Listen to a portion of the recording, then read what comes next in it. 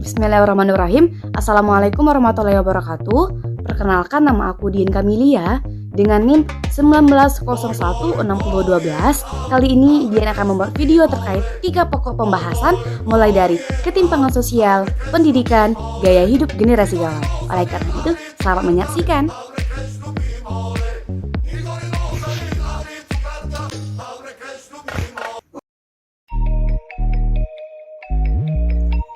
Oke, sebelum kita membahas mengenai ketimpangan sosial dan pembahasan yang lainnya, alangkah lebih baiknya sebelum kita mengetahui itu, apa itu ketimpangan sosial dan lain sebagainya. Ada satu ilustrasi yang akan dapat menggambarkan apa itu ketimpangan sosial. Ini seperti ini. Kiri terdapat pemukiman yang kumuh dan sesak. Letaknya itu hanya terpaut tembok tinggi dengan area mewah di samping kanannya. Banyak rumah yang saling bertumpuk, gang kecil yang kumuh, dan saluran perairan yang mampet penuh dengan sampah.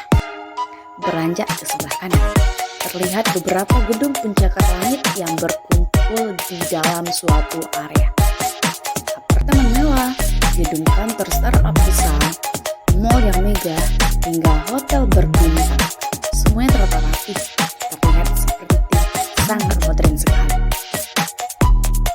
Kita bisa menyimpulkan apa itu ketimpangan sosial. Namun, tidak sesimpel itu pengertian dari ketimpangan sosial. Perlu teman-teman ketahui, ketimpangan sosial itu merupakan keadaan yang terjadi karena adanya ketidakseimbangan akses untuk mendapatkan dan memanfaatkan sumber daya yang tersedia. Selama berkembangnya zaman, pemikiran teori ketimpangan sosial dapat dibagi menjadi 2 era, yaitu teori ketimpangan sosial klasik dan modern. Teori ketimpangan sosial klasik muncul dari abad ke-19 akhir hingga abad ke-20 awal. Sedangkan teori ketimpangan sosial modern muncul pasca Perang Dunia Kedua. Untuk pokok pembahasan pertama mengenai teori ketimpangan sosial klasik, terdapat 2 pokok pembahasan. Yang pertama adanya teori struktural fungsional, yang kedua adanya teori konflik, yang ketiga adanya teori kelas, status, dan kekuasaan. Yang pertama, teori struktural fungsional. Menurut Emile Durkheim, ketimpangan sosial tidak dapat dihindari dan memiliki peran penting dalam masyarakat. Ini karena ketimpangan berfungsi untuk menciptakan sistem meritokrasi, yaitu di mana sistem yang digunakan untuk menilai seseorang berdasarkan kualitas dan keahliannya. Beranjak kepada yang kedua, teori konflik. Menurut teori konflik, ketimpangan sosial dapat terjadi akibat adanya eksploitasi oleh kelompok yang lebih kuat. Hal ini dapat dipengaruhi oleh kapitalisme yang lebih menguntungkan pemodal tetapi lebih merugikan pekerja atau buruh. Oke, beranjak kepada teori kelas, status, dan kekuasaan. Teori ini beranggapan bahwa ketimpangan sosial memiliki 3 dimensi, yaitu status, kekayaan, dan kekuasaan. Jadi sebenarnya teori ini mengisi kekurangan pada teori konflik yang terlalu berfokus pada masalah ekonomi. Pada dimensi kelas, ketimpangan sosial bergantung pada usaha individu untuk mencapai kekayaan. Pada dimensi status, berkaitan dengan individu atau kelompok dalam berhubungan dengan satu sama lain. Sedangkan pada dimensi kekuasaan adalah ketika yang berkuasa cenderung lebih mendominasi. Kepada teori ketimpangan sosial modern, ada 2 pokok pembahasan. Yang pertama mengenai teori dualisme sosial, yang kedua adanya teori dependensi. Untuk yang pertama, teori dualisme sosial.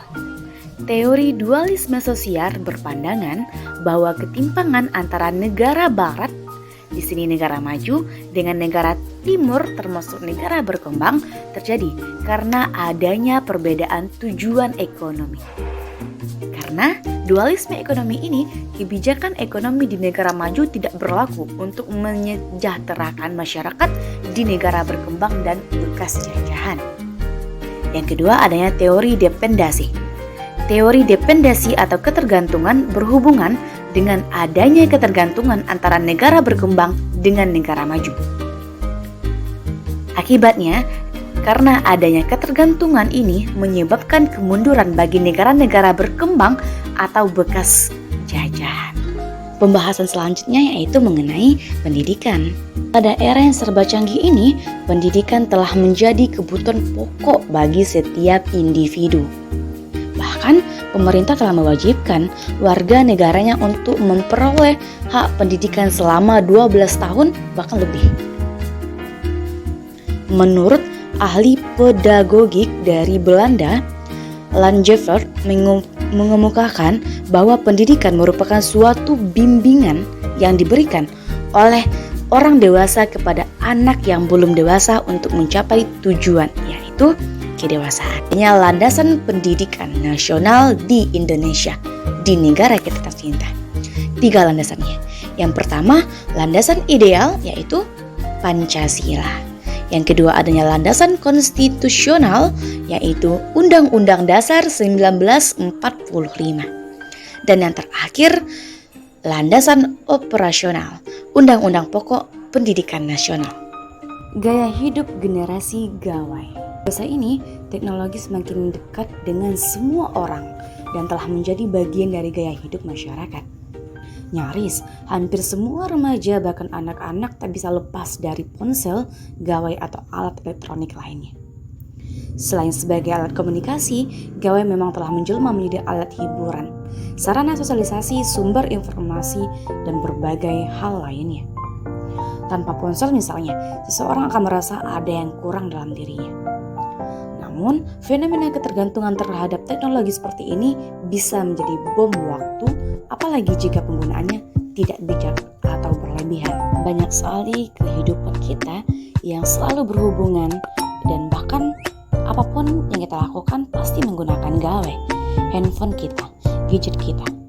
Jadi, oleh karena itu, apabila kita tidak memiliki benteng pertahanan di dalam diri kita, gawai yang kita gunakan tadi, yang kita manfaatkan tadi akan menjadi pemicu untuk kita menjadi lebih buruk lagi daripada sebelumnya. Namun, jika kita bisa membentengi diri kita, membatasi diri kita dalam penggunaan gawai dengan bijak, dengan baik dan benar, yang namanya keberhasilan akan tetap kita miliki. Terima kasih bagi teman-teman yang sudah menonton. Sampai berjumpa di pembahasan selanjutnya. Assalamualaikum warahmatullahi wabarakatuh.